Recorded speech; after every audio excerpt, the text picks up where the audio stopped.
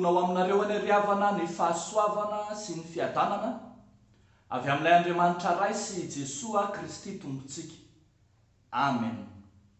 Ny finoana mandroso sy miverina ao amin'ny Jesoa. Ny finoana mandroso sy miverina ao amin'ny Jesoa. Tarafina ao amin'ny finainantsika anio. Filazantsara araka ny Luka 7:20, ny 2:20 hatramin'ny 2:20. Mitantara indrindra ny nanasitranan'i Jesoa na ny nanadiovan'i Jesoa ireo boka 10 mirahalahy. Hitantsika taratreto fa ny antsoina hoe finoana raha ny tantara eto no jerena dia ny fandrosoana sy ny fiverenana ao amin'ny Jesoa. Mandroso ao amin'ny Jesoa no antsoina hoe finoana. Endre boka nosokajin'ny olona hoe maloto nefa nanana fahasahiana nandroso, nanana fahasahiana ny antso an Jesoa, ny antso vonjika ny teny manao hoe ry Jesoa Tompo mamindraha fo aminay. Ary tsy vitan'izany fa mbola nandroso ihany ny finoan'izy ireo ka nanaraka tsy nisy fepetra ny baikon'i Jesoa. Raha miteny hoe mandehana miseho amin'ny mpisorona, olona maloto, olona boka, kanefa nanaiky ny baikon'i Jesoa ka nandeha avy hatrany izy ireo. Ny antsoina hoe finoana zany ry havako dia mifanaraka mandrakariva amin'ny baikon'i Jesoa na ny tenin'i Jesoa, ny tenin'Andriamanitra. Ny finoana dia mifanaraka amin'izay voalaza ny tenin'Andriamanitra.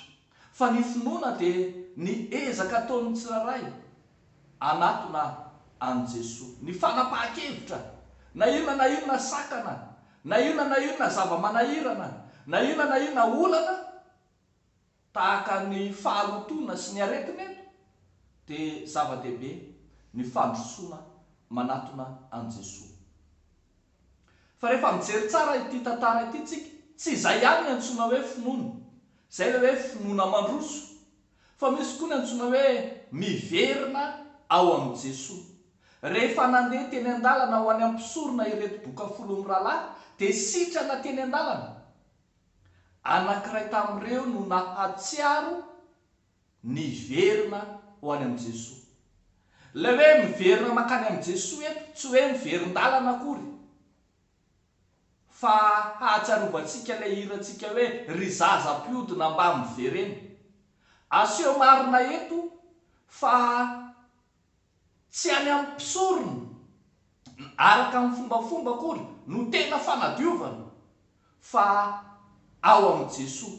Zany natonga ilay anankiray niverina nakany amin'ny Jesoa ka nankalaza an'Andriamanitra. Vokany hitantsika eo amin'ny 2:20 fa io anankiray izay niverina io no nandray ny teny fampanantenan'i Jesoa hoe mitsangana mandehana ny finoanao no efa nahavonjy anao. Ny finoana mahavonjy zany dia tsy izay mandroso fotsiny fa izay miverina ao amin'ny Jesoa koa. Antsoina isika rehetra izay efa nandray ny herin'ny finoana hiverina ao amin'ny Jesoa, hankalaza an'Andriamanitra, hanome voninahitra an'Andriamanitra. Iny fiverenana ao amin'ny Jesoa iny no mahatanteraka, mahafeno ny finoana izay ananantsika. Misy lay foto-kevitra lehibe amin'ny fanatonana an Jesoa, mission centrifuge sy ny mission centripète, entina ilazana fa manatona an Jesoa ny olona na miala avy eo amin'ny Jesoa makany amin'izao tontolo izao. Samy asa iantsona ny fiangonana zany, ary zany no asan'ny finoana rahateo. Dia mampahery antsika rehetra ry havako tsy handeha amin'ny lalatokana fa hahatsiaro hiverina amin'ny Jesoa amin'ny fahasoavana rehetra izay noraisitsika. N'Andriamanitra irery any ny voninahitra. Amen. Ivavaka isika. Misaotra anao zay Andriamanitra rainay amin'ny alalan'i Jesosy Kristy zokinay eo.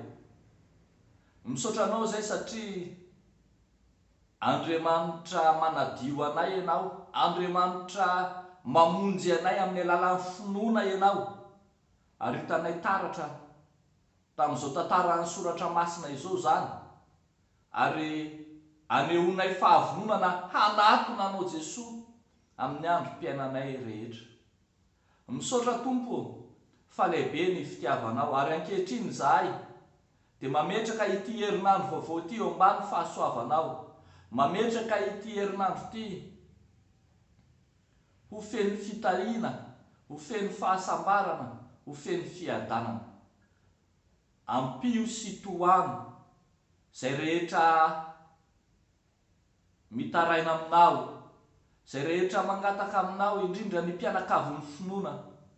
Andriamanitra taio amin'ny asany sy amin'ny fiainany andavanandro izy. Amin'ny anaran'i Jesosy Kristy Tompo. Amen.